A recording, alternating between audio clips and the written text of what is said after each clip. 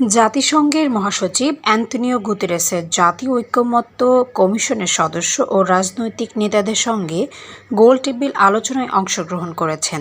শনিবার দুপুর ১টায় রাজধানীর শাহবাগের একটি হোটেলে এই বৈঠক অনুষ্ঠিত হয়।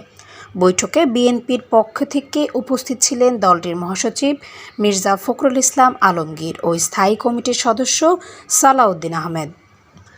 জাতিসংঘের মহাসচিব সংস্কার বিষয়ে কোনো মন্তব্য করেছেন কিনা জানতে চাইলে বিএনপি মহাসচিব মির্জা ফখরুল ইসলাম আলমগীর বলেন, জাতিসংঘ মহাসচিব এই ব্যাপারে কোনো কথা বলেননি, এটা আমাদের অভ্যন্তরীণ বিষয়।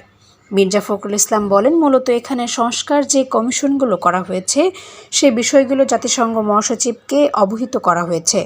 আইন উপদেষ্টা আসিফ নজরুল এই বিষয়ে অবহিত করেছেন। আমরা আমাদের বক্তব্যের মধ্যে যে কথাগুলো বলে আসছি সে একই কথা বলেছি।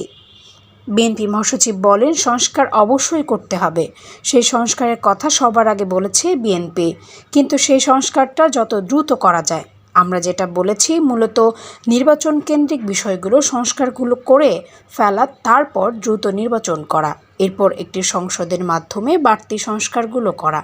সংস্কার একটি চলমান প্রক্রিয়া, এটাই আমরা বলেছি। Desk report, সমযোগ।